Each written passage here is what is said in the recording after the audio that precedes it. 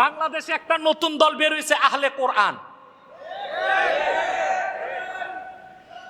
এই আহলে কোরআন ভণ্ডদের একটা বিশ্ব নেতা আছে, কানাডা থাকে, একটা ইউনিভার্সিটির প্রফেসর। বছর আড়াই আগে আমার সাথে সে ডিবেট করছে, ডিবেটে হারছে আলহামদুলিল্লাহ। যেটা দেখছেন ওটা বাংলাদেশেরটা। আর বাংলাদেশে এই বাতিলপন্থীদের একটা নেতা আছে, এটা হচ্ছে বাংলাদেশের নেতা, আমি ওর নামটা বলবো না। ও বছর দেড়েক আগে আমার কাছে গেছিল বাহাস করতে। তা আমি চিন্তা করছি যে মানুষ তো জানে আমার এমনি ঘাড়ের রক্তেরা, অনলাইনেই বসতে ভয় পায়, তো অফলাইনে কেন আসতেছে, একটা প্রশ্ন আসে না। পরে টের পাইলাম বেটা ক্যান্টনমেন্টে যাইয়া বড় অফিসার দিয়া নারায়ণগঞ্জের ডিসি কে ফোন দিছে, এসপি কে ফোন দিছে। আমার কাছে যাওয়ার আগে জেলা প্রশাসকের সাথে মিটিং করে ফোর্স নিয়ে আমার কাছে আসছে। আমি বুঝছি ও এই কাম। আলহামদুলিল্লাহ সোশ্যাল মিডিয়ায় দেখেছেন, মানে শুধু কোরআন মানে, হাদিস মানে না, একটা হাদিসও মানে না। এবং তাদের কথা হচ্ছে যে মুহাম্মদ সাল্লাল্লাহু আলাইহি সাল্লাম সর্বশ্রেষ্ঠ নবী না, ইব্রাহিম সর্বশ্রেষ্ঠ নবী। নাউজুবিল্লাহ। তারপরে গেল আমার কাছে, আলহামদুলিল্লাহ 22 মিনিটের মাথায় তওবা করে নাকে খপ দিয়া পরাজিত হয়ে ভাগছে। পরে আমি তথ্য পেলাম ইহুদিরা একটা ধর্ম নতুন করে চালু করছে, এটার নাম হচ্ছে আব্রাহামিজম। কি নাম? হযরত ইব্রাহিমের নামে একটা ধর্ম তারা চালু করছে। ওরাই প্রচার করে যে Islam is the best, but Islam is not last and final. Islam সর্বশ্রেষ্ঠ, তবে ইসলামই মানতে হবে এমন কোনো কথা নেই। এবং তারা প্রচার করে মুহাম্মদ সাল্লাল্লাহু আলাইহি সাল্লাম মহানবী, এটা মানা যাবে না, ইব্রাহিম মহানবী। আর তারা বুখারী মুসলিম সহ একটা হাদিসও বিশ্বাস করে না। তাদের মুসলমান বলা যাবে? আহলে আরব সমস্ত মুহাদ্দিস একমত, বুঝলেন? মান আনকারা হাদিসান সহিহাম মিন আহাদিসি রাসূলিল্লাহ সাল্লাল্লাহু আলাইহি ওয়াসাল্লাম قد ثبتت صحته عند المحدثين بالاتفاق فهو কাফির।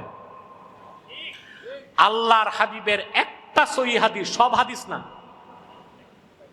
একটি সহিহ হাদিস, যে হাদিস সহিহ হবার পক্ষে সব মুহাদ্দিস একমত, ওই রকম একটা সহিহ হাদিস যে অস্বীকার করবে সে কাফের। আর ওরা একটা হাদিসও মানে না, বলে বুখারী মুসলিম সহ সব জাল। আহলে কোরআন দাবিদার এরা আহলে কোরআন না আহলে শয়তান? নিঃসন্দেহে তারা জিন্দিক এবং কাফের। আমি খুব আতঙ্কিত হয়ে গিয়েছিলাম জাতীয় শিক্ষাক্রম রিভিউ করার জন্য, যে এনসিটিভি, ওখানে ওই আহলে কোরআন দাবিদার ভণ্ডটার নাম চলে আসছে।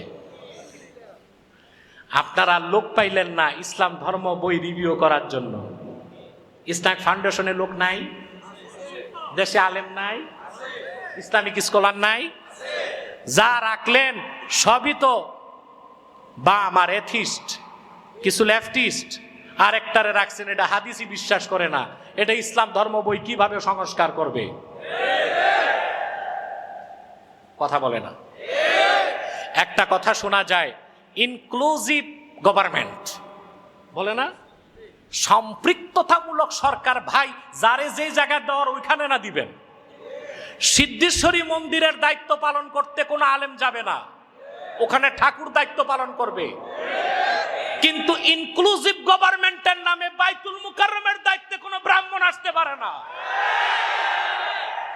যার দায়িত্ব যেখানে, তাকে তো সেখানে দিতে হবে। অতএব এনসিটিভিতে ইসলামী বই সংস্কারের জন্য যাদের দিয়েছেন, কোন নাস্তিক বাম আর রামকে, বাতিলপন্থীকে মুসলমান মেনে নিবে না, যোগ্য আলেমদেরকে দায়িত্ব দিতে হবে।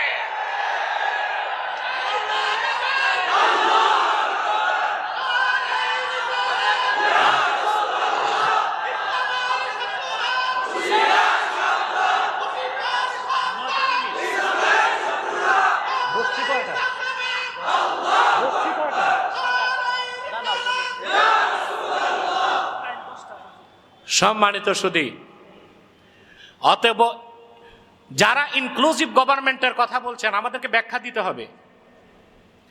আমি ছাত্র ভয় পাই না, ছাত্ররা কিছু বলবে আর আমরা গিলবো তা হবে না। আমি ছাত্র ভয় পাবো কেন? আমি তো শিক্ষক। আমার ছাত্র বিশ্ববিদ্যালয়ে আছে, কলেজে আছে, স্কুলে আছে, মাদ্রাসায় আছে, আমার ছাত্র আল আজহারও আছে। ছাত্ররা যদি ভুল করে সংসদ আলেমরাই করবে। অতএব ইনক্লুসিভ গভর্নমেন্টের ব্যাখ্যাও আমি চাই, দিতে হবে। সম্পৃক্ততামূলক সরকার আমরাও চাই, কিন্তু যার দায়িত্ব যেখানে তাকে তো সেখানে বসাতে হবে, ঠিক না? আল্লাহ সুমতি দান করুক। সম্মানিত সুধী, বলছিলাম হযরত ইব্রাহিমকে আল্লাহ দায়িত্ব দিলেন, তাকে বলা হয়েছে ইমামুন নাস। তাকে আল্লাহ দায়িত্ব দিলেন দ্বিতীয়বার মক্কা মুকাররমার গোড়াপত্তনের জন্য। সুবহানাল্লাহি বিহামদিহি। গোড়াপত্তন করলেন আদম, সহযোগিতা করলেন জিবরিল, সংস্কার করলেন হযরত ইব্রাহিম, সঙ্গে ছিল ইসমাইল। কেন? কারণ মক্কা হবে আখিরি নবীর আগমনী স্থল, মৌলিদ। বলেন সুবহানাল্লাহ। খেয়াল করতেছেন? প্রশ্ন হলো, মক্কা যদি হয় সারা বিশ্বের রাজধানী, মদিনা মুনাওয়ারাকে কি বলবো? প্রশ্ন আসে না? আমি বলি মক্কা হচ্ছে ক্যাপিটাল অফ দ্য ওয়ার্ল্ড, সারা পৃথিবীর রাজধানী। আর মদিনা মুনাওয়ারা হচ্ছে ক্যাপিটাল অফ দ্য ইমান, ইমানের রাজধানী। মক্কা হলো সারা পৃথিবীর রাজধানী, আর মদিনা মুনাওয়ারা হলো ইমানের রাজধানী। সুবহানাল্লাহ। এজন্য মদিনা মুনাওয়ারাকে বলা হয়েছে দারুল ইমান। কি বলা হয়েছে? আবার বলা হয়েছে দারুল হিজরা। সুবহানাল্লাহ বলে। প্রিয় ভাইরা আমার, মক্কাতুল মুকাররমায় আল্লাহর আখিরি নবী নূর নবীজি মুহাম্মদ সাল্লাল্লাহু আলাইহি ওয়াসাল্লাম আগমন করলেন আজ থেকে ১৫০০ বছর আগে। মুহাম্মদ সাল্লাল্লাহু আলাইহি ওয়াসাল্লাম, ওনার বয়স ৪০ বছর হওয়ার আগ পর্যন্ত ওনার নবুয়তের প্রকাশ ঘটে নাই। নবী তিনি আগ থেকেই, আর ওনার নবুয়তের প্রকাশ ঘটেছে ৪০ বছর বয়সে গারে হেরাতে। সুবহানাল্লাহ।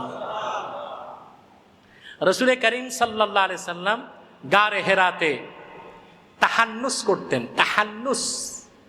তাহান্নুস হচ্ছে তাআব্বুদুল লায়ালি যাওয়াতিল আদাদ। নবীজি সাল্লাল্লাহু আলাইহি সাল্লাম গারে হেরাতে যে আল্লাহর ধ্যান করতেন। কি করতেন? আল্লাহর ধ্যান করতেন ক্রমাগত কয়েক রাত।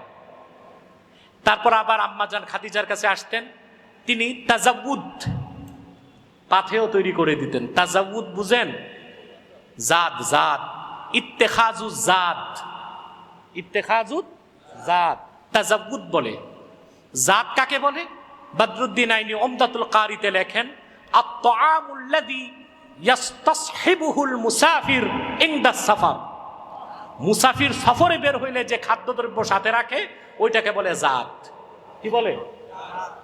আপনি বাড়িতে নাস্তা করছেন, এখন ঢাকা আসবেন, মনে করেন চট্টগ্রাম থেকে, বুঝেন নাই? তো 10টা খেজুর পকেটে রাখছেন বাসে খাওয়ার জন্য, এটা জাদ। এটা কি? আর যে বাসায় যে খাইছেন ওটা তো আম, ওটা কি? তো আম। অর্থাৎ জাদ হচ্ছে আত-তাআমুল্লাযী ইয়াসতাসহিবুহুল মুসাফির ইনদা সাফার। মুসাফির যখন সফরে বের হয় সঙ্গে যে খাদ্য রাখে তাকে বলা হয় জাদ। আল্লাহর হাবিব সাল্লাল্লাহু আলাইহি সাল্লাম, মুহাম্মদ সাল্লাল্লাহু আলাইহি সাল্লাম গারে হেরা থেকে 3 দিন পর 4 দিন পর আম্মাজান খাদিজার কাছে আসতেন, তিনি রাসূলুল্লাহকে জাদ তৈরি করে দিতেন। রাসূলুল্লাহ গারে হেরাতে যেতেন। সুবহানাল্লাহ। এভাবে 6 মাস চললো। কয় মাস? তারপর আল্লাহর হাবিবের নবুয়তের প্রকাশ ঘটলো সরাসরি ওহীর মাধ্যমে, কোরআনের মাধ্যমে। বলেন সুবহানাল্লাহ।